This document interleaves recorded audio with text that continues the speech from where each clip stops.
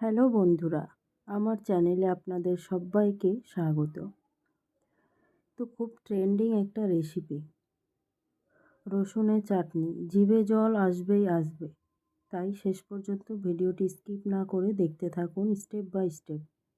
তো প্রথমত আমি চোকা ছাড়ানোর জন্য 15 থেকে 20 মিনিট আমি রসুনকে ভিজিয়ে রেখেছিলাম।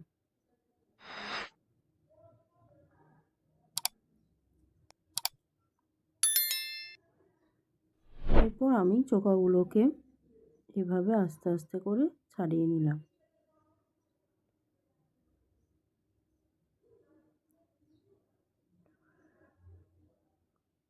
এভাবে দড়া দড়া করে রাখবো, কারণ মিক্সিতে আমি করব না, মানে পুরো ব্লেন্ড হয়ে যাবে, যার কারণে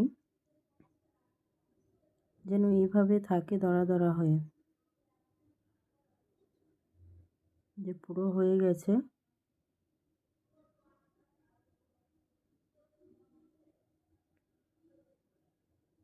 কারণ পুরো ব্লেন্ড হয়ে গেলে ভালো লাগবে না। তো আমি কিছু গুঁড়ো মশলা অ্যাড করছি, যেমন লঙ্কার গুঁড়ো দিলাম, ধনে গুঁড়ো দিলাম, স্বাদ মতো একটু লবণ দিয়ে দেব।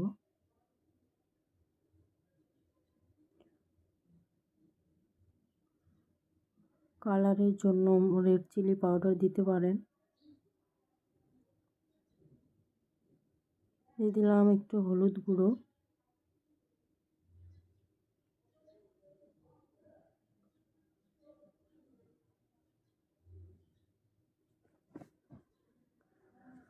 মুখে যদি স্বাদ নেই, রুচি আসছে না, তাহলে এটা করে অবশ্যই রুটি, লুচি, পরোটা সব কিছুর সঙ্গেই কিন্তু যাবে, এবং গরম ভাতেও এমনকি। একটু জল আমি মিশিয়ে দিলাম। এটাকে 5 মিনিট রেখে দেব।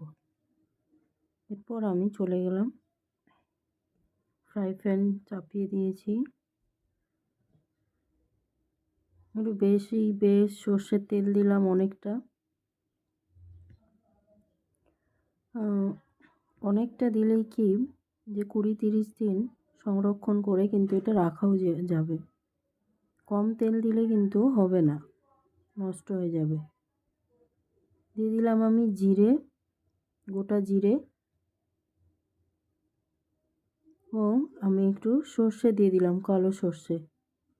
এর সঙ্গে কিন্তু হিংও যুক্ত করতে পারেন, তো এই মুহূর্তে আমার কাছে হিং ছিল না। এরপর দিয়ে দিলাম রসুনের থেতোটা।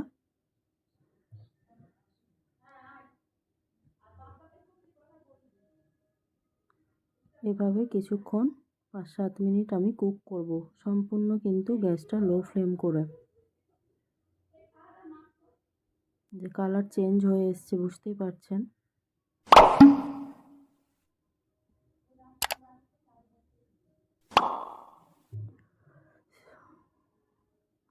এই যে তেলও ছেড়ে দিয়েছে, দেখতে কত লোভনীয় লাগছে।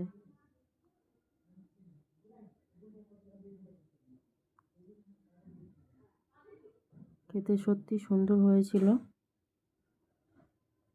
আপনারা অবশ্যই রেসিপিটা ট্রাই করবেন। আবার দেখা হবে অন্য কোনো ভিডিওতে। টাটা, আল্লাহ হাফিজ।